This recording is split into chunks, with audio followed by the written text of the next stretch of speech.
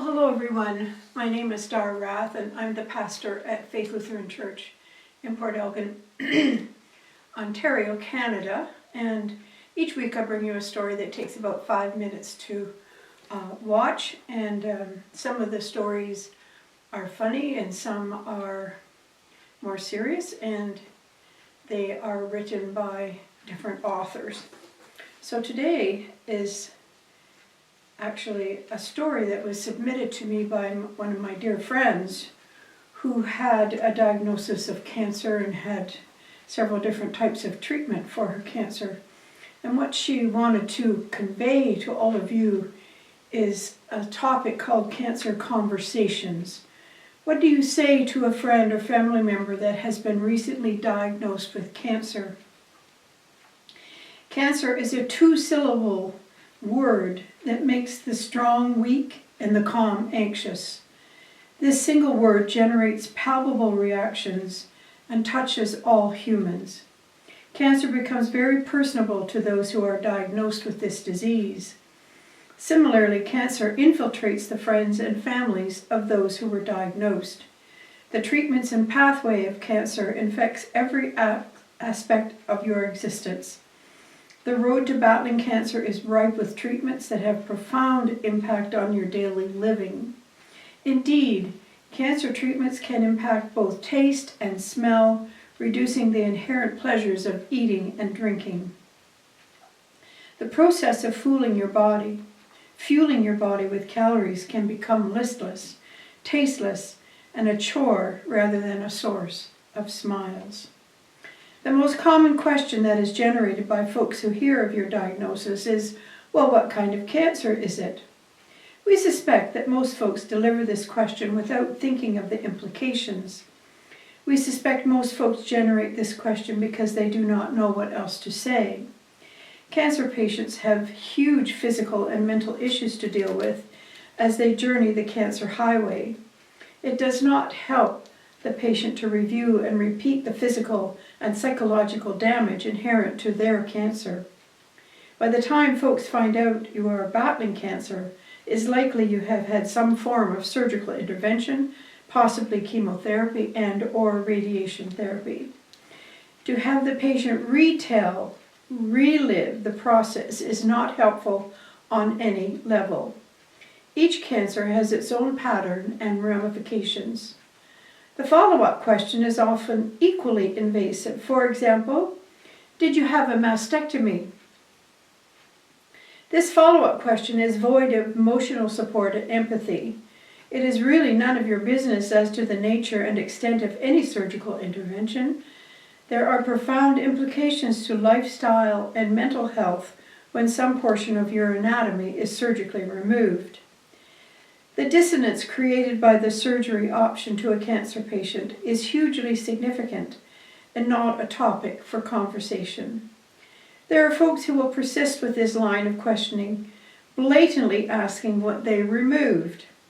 I suspect these folks had the empathetic parts of their own brains dissected. The next common part of a cancer narrative is often a reference to a family member or friend with cancer.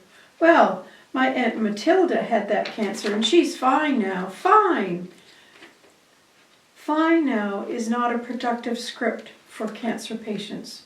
Cancer patients are schooled in 5-year survival percentages.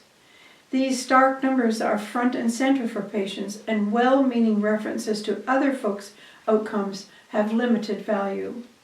Even worse are folks who share references to family or friends with cancer and complete the train of thought with, and sadly they passed away. What are you thinking or not thinking? Often by this point in the cancer conversation, a question will be floated to the effect, well, is your cancer serious? Folks with some more intimate cancer experiences might ask the grade and stage of the cancer. All of these directions are inappropriate. Cancer patients are schooled in stages and grades of their cancer. Reliving these numbers are not beneficial to a diagnosed patient. The next common comment in the cancer conversation often includes well-meaning yet meaningless statements that are devoid of specifics. Well, I hear they're having breakthroughs in cancer treatments every day. Generalized statements are not warm and enveloping, and the empty specifics often generate additional stress. These statements can initiate spiral thinking in cancer patients. What if my treatments don't work? Are there other treatments? Are they costly? Are they available? Cancer patients live every day with these questions and concerns. They do not need additional triggers for spiral thinking. The reality is, for most cancers, they are chopped out, their entire body is poisoned, and portions of their body are irradiated with radiation that is not benign and often burns related tissue and organs. Chop, poison, and burn are the standard directions for cancer patients. New treatments are being developed, and it is a very slow process to bring these treatments into the medical mainstream. They are targeted concerns that have benefits for this research, and they are still very limited. The most exciting cancer treatments involve harnessing your own immune system to recognize, find, and eliminate cancer cells from within. Truly, this is a work in progress. Well, we have shared what not to ask and what rabbit holes to stay away from. So what then do we say? If you are a cancer survivor, you can welcome the person to ask you questions, or if they choose to ask about your voyage and helpful hints that helped you along the way. Did you or when did you lose your hair? A good hairdresser or a local business that fits and sells wigs? Did you find any medications that helped with nausea, etc.? The key message for a cancer patient is to be supportive. We would suggest that a variation of the following demonstrates caring and empathy. I'm so sorry. If you need rides to treatments or any support, please let me know. That reality is it is really hard to help a cancer patient. Cancer, for the most part, is a solitary battle. The duality of caring, letting the patient know that you are there for them, is fantastic. Next steps could include a series of cards in the mail. They may have far more impact than emails or texts. An invite for a coffee is huge. A round of cards, a shopping outing. A gift of a single rose on some random day, or perhaps on the day of the last treatment, is epic.